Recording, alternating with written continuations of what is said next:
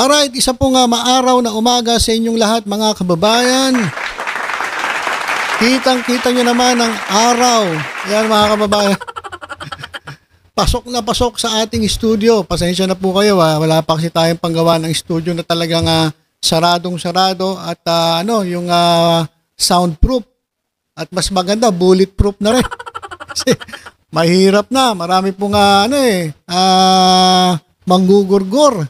Lalong-lalo na yung mga galit sa atin na mga DDS na talagang kapag pinagtanggol nila ang kanilang puon, grabe, minsan minumura tayo, tinatakot tayo, meron pang mga threat, ganun talaga. Hindi nila ginagalang ang ating pananaw. Gusto nila, pananaw lang nila ang naririnig.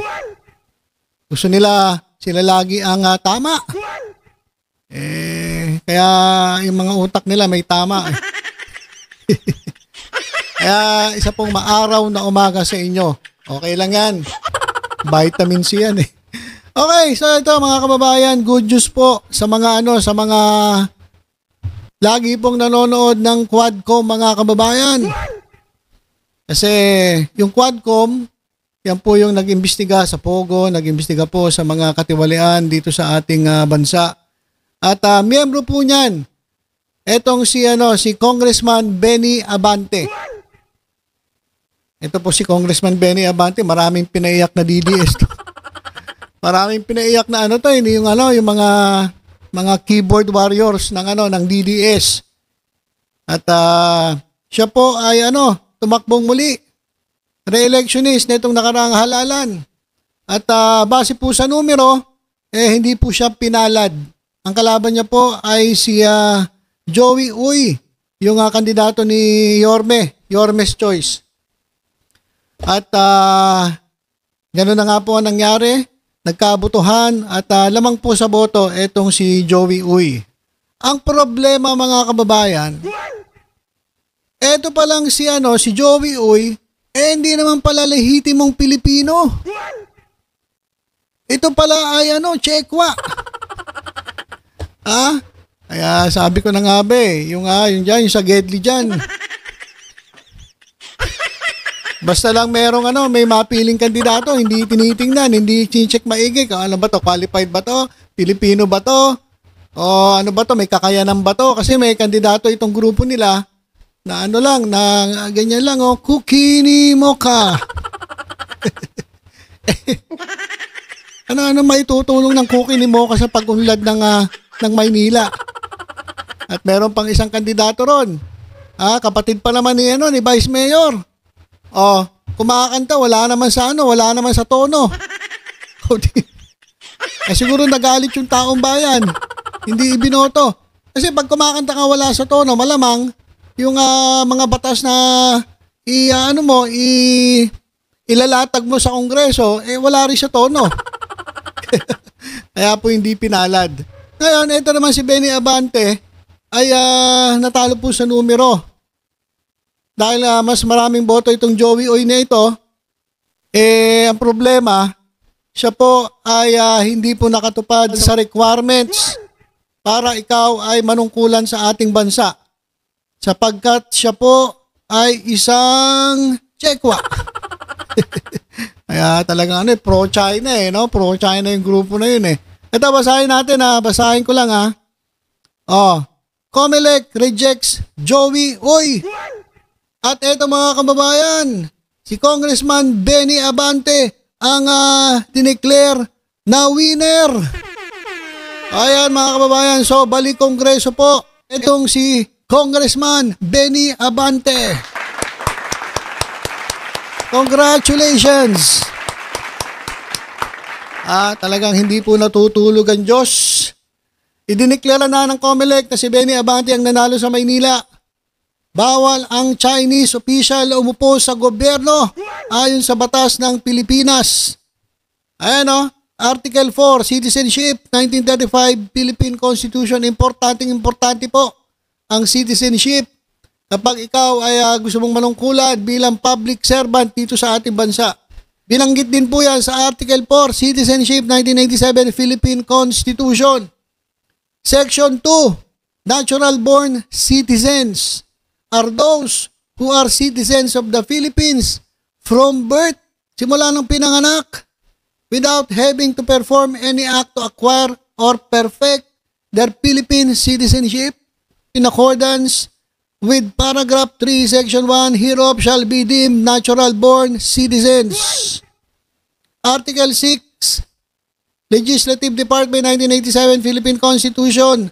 No person shall be a member of the House of Representatives unless he is a natural-born citizen of the Philippines and on the day of the election is at least 25 years of age, able to read and write and accept the party list representatives, a registered voter in the district in which he shall be elected, and a resident thereof for a period of not less than 1 year immediately preceding the day of the election.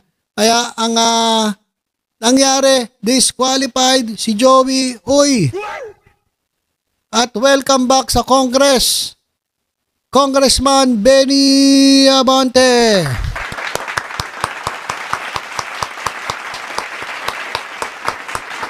Ayan mga kababayan, sabi nung iba, sabi nung mga DDS mga kababayan, ang lakas daw ni Romualdez sa Comelec. Ano naman ang kinalaman ni Romualdez? Doon sa sa citizenship ni Joey Uy. 'Di ba? Malakas daw sa Comelec. Hindi naman si Romualdez nagpatanggal eh.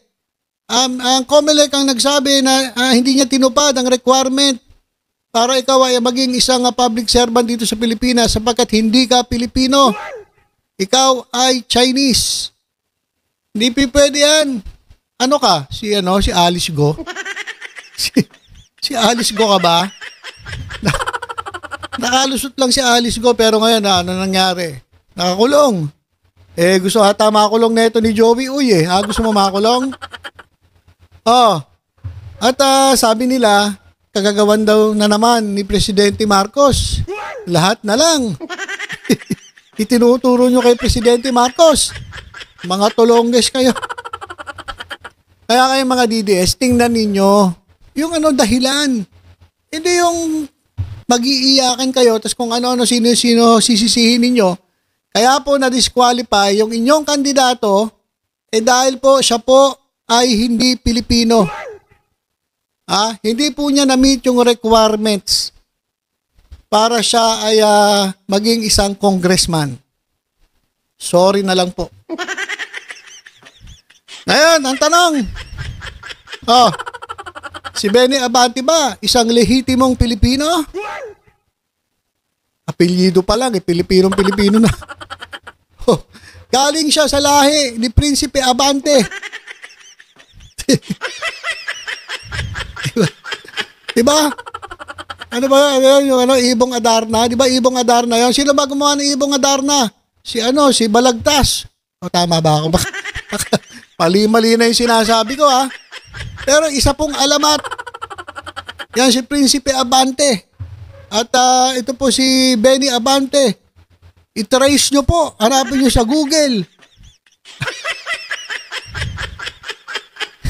Baka siya po ay galing po sa angkan ni Prinsipe Abante. Check nyo. Kayo mag-check. Ay, nawala na po si Haring Araw. Sayang din po yung araw, vitamin C yun eh. Di ba tayo makapagpagawa ng studio eh? Wala naman tayong pampagawa ng studio. Pero lang kapag malay mo, merong mag-sponsor dyan. Di ba? Pero sa ngayon, tagusan po. Kaya nga pag nag-aaway yung mga aso sa kapitbahay, rinig na rinig eh.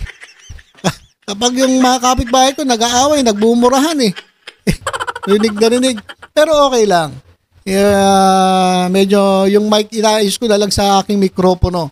Kasi may noise reduction so hindi masyadong rinig yung nangyari sa labas. Pero ako rinig na rinig ko, nagbumurahan yung mga kapitbahay ko dito. Okay, so ayan po ang good news mga kababayan. Congratulations po kay Congressman Benny Abante. Sir, Bikini man. Pa-pray over naman. Pa-pray over, pastor po ito si Pastor Congressman Benny Abante. At syempre anak niya si Attorney Princess Abante. Hi ma'am, kamusta po kayo sa Abante family? Basta Abante lang ng Abante. Huwag yung katulad ng ginagawa ng mga DDS paatras. Na kailangan nating umabante. Ayan. Tapos ito naman si Uy. Apelyido pa lang, inchik na eh. Diba? Uy! Oh, Uy! Talo ka, Uy! Nabuko si Uy. Di pala Pilipino si Uy. Okay, so ilan po muna ang ating update mga kababayan. Abang-abang pa po tayo sa ilang balita na may kinalaman po dito sa ating minamahal na bansa. Alright, tutok-tutok lang po dito sa Batang Maynila Toid sa iba pang updates. Ingat po tayong lahat. God bless po.